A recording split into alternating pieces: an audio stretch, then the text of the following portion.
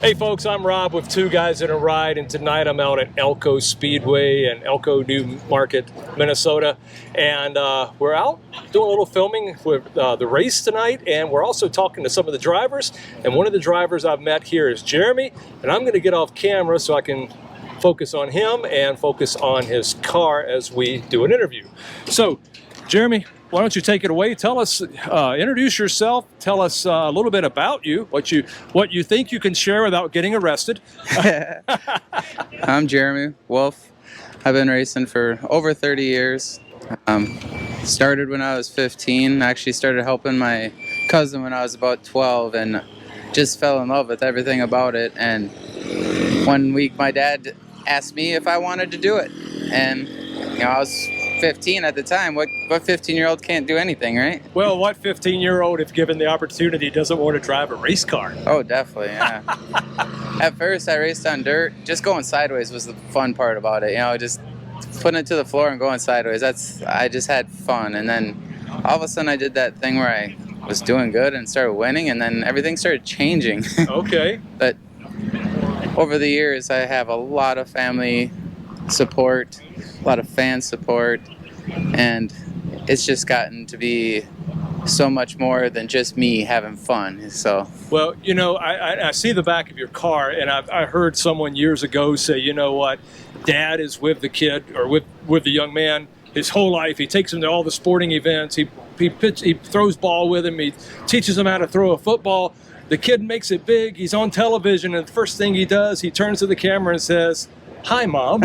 Yeah. So, and you've got "Thanks, Mom" on the back of your car. So I absolutely love that. I mean, yeah. we have, we love our moms. Nothing wrong with that.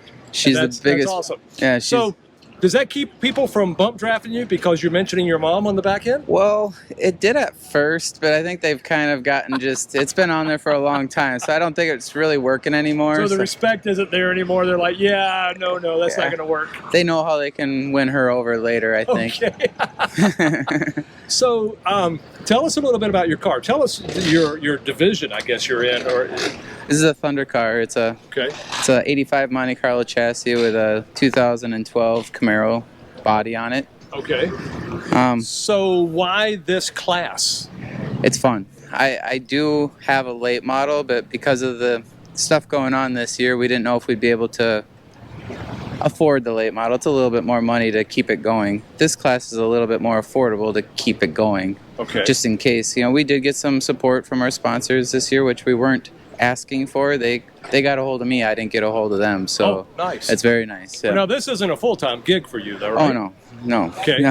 So, but this takes a lot of time, a lot of prep. Oh, yeah. A lot of knowledge. But obviously it's the love for the sport. So, when you're not at work, you're at the track or in the garage, or? We usually in the garage about 2 to 3 nights a week. Me and my uncle Jimmy, and we're trying to figure out what's going on and see if we can make it any faster. This year, I did wreck this car last year, so it's got a whole new front clip on it, and we're trying to get it back to where it was. It was a very fast car, and we're trying to get it back there. We're kind of fast, but a couple guys have figured out their stuff. So okay. And when that happens, the wreck, it can change thousands of little things on a car that you're just never going to be able to find, and it's just going to take seat time to work that out. Yep. Yeah. And now, what do you do in the off season then? Because you're not able. Are you ice racing? No. I don't do any snowmobiles or anything like that.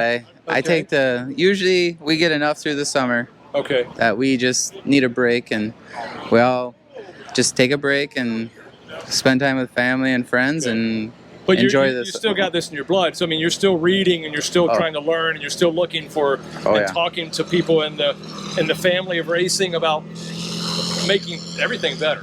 Yeah, whenever a new guy shows up, I'll be one of the first guys over there to offer help. Because I'd rather have a guy that's almost as fast as me than really slow. It just becomes a problem on the track. Things get wrecked. So. Well, you get into more of a safety issue then. Something like, what kind of lap times are you turning with this car that is a fast lap for you? A fast lap for me is a 15.8. Okay. And usually our race pace is right around a 16.5. You know, right around there. Depending on the night, it could be slower, could be a little faster, but for the most part, a 16.5 is about a race lap. No. But 15.8 is pretty fast. It's got a crate engine in it, so I got a rev limiter. So at a 15.8, it's really going bop, bop, bop, bop, bop on that rev limiter. So if you're running a 15.8, you feel you're happy with it. I'm very happy. You're happy. Okay, okay, awesome. With this being you practice, and it's been a nice day today. It's not been unseasonably hot and humid like it was earlier this week, but it's still going to cool off. We're starting to begin to get into a little bit of autumn weather here in Minnesota. So it's going to be in the 60s. So how does that affect you on the setup of your car from racing or practicing and qualifying during the sunlight? Now it's going to start cooling down the track. It's going to start tightening up all on its own. So we got to make sure we don't get it too tight during the day so that we really screw ourselves later on at night. So then you're adjusting tire pressure, spring rate. Yep. So we got screws on all the springs, so we can adjust heights that way and pressures that way, and the cross weight. Is there a limit to what you can do to the car as far as setup? Pretty much. There's a lot of stock parts we got to run. There's some aftermarket parts, but there's still stock parts we have to run. So that limits us so we don't get too crazy. Well, and that way too, the cars become a little more even, and then it's on the quality and ability of the driver. Everyone wants to have the fastest car. Definitely. But you can have a pretty bad driver in a fast car and they not win. Oh, definitely. Yeah. And you can have a very good driver in a not so fast car and he will win. Yep. Because it's the skill that the driver brings. Definitely. Well, why don't you tell us about some of your sponsors then, because I know they're an integral part of all racing. So why don't you give some of those guys a shout out? Fireside Foundry out of Rosemont. They're a great restaurant. They have other restaurants, Fireside Bar and Restaurant and Fireside Social House. One's in Rosemont, one's in Hastings. Laramado, they're in Richfield. The Car Lot, New Prague, they're in New Prague. And that's for this year. That's what we got going on. You know, we have some. We're supposed to be possibly getting something from Cub, but we're waiting on that. So that'd be cool. I'm sure they're doing pretty good this year. So we'll have to see. But right now, we're happy with what we got, and we're thankful to be here. Well, then tell me 2 more questions. What does the future hold for you? What do you want to do next? Or is this the class you want to be in? Do you want to move to another class? Or you just want to stay here and continue to improve? Well, I have a late model. I have the guy next to me. That's a late model. I have one of those at home, and I would like to. Last year was my rookie year in that, and we didn't do the best. So I'd like to get that going again, do some improvements, and learn more on that, and drive. Learn how to drive it better too. So so that's a whole new challenge. Yeah, that's so you like the racing, but going to a different class, it's a complete different feel. Everything about it. Yeah, I thought with those cars, they have so much things that you can dial in very particular, and I just thought that it would be so much easier to drive, and it'd just be faster and easier to drive. But it's faster and harder to drive, and everything happens quicker. You don't think of the timing on everything, the lifting and getting to the gas. The timing is a lot different, so learning that is hard.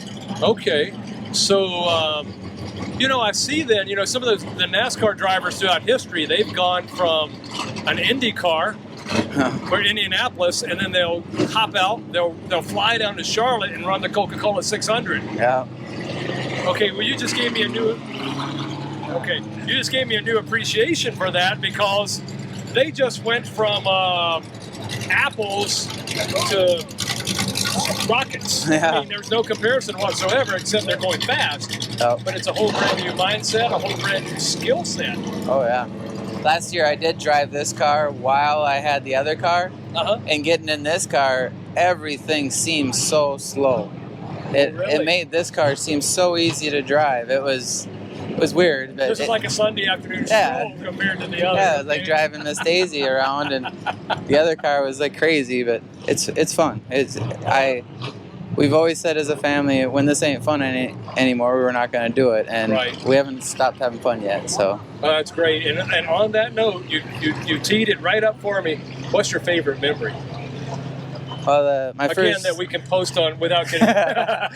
my first track championship at Raceway Park in Shakopee was something that we had tried for so long, got so close to so many times, and we finally got that in 2008.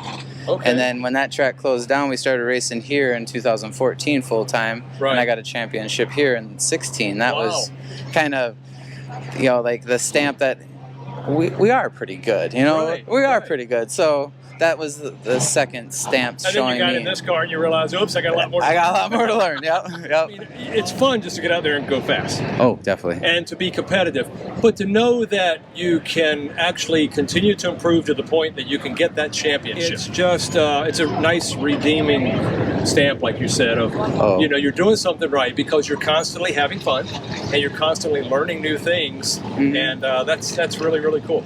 It's been really fun. I can't, my whole crew is one of my family members, so that's awesome. It's really fun. We all really have a good time, and we all strive to do better. Everybody has their thing that they do. Yep. And they are always trying to make it better and do it better. So right now, you are talking to your 15-year-old self. What would you tell that 15-year-old? Learn more quicker. It took me a long time. Like I said, going fast, going sideways around the corners, at first that was what it was about. And when I started, when I came to asphalt, finding out there's so much more to it. And then, like simple, like the size of your tires is so important. I didn't know any of that. The tire pressure is important. Get all these big words like wedge and all this stuff. It's like camber and people. caster. People are asking me these questions. I'm like, I don't know. Wow, well, I got to tell you, I know you guys are getting all prepped up. I see the guys checking pressure and different things here, so I'm going to let you go. But thank you so much for spending your time with us. And I really hope that if you're out there and you're interested in starting to race, you don't have to be a millionaire. You just got to have the passion.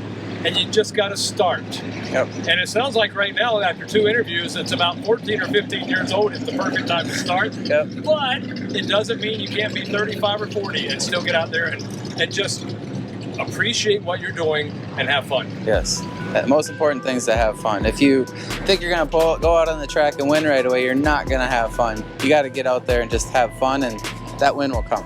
Awesome. Well, thank you so much. Thank you.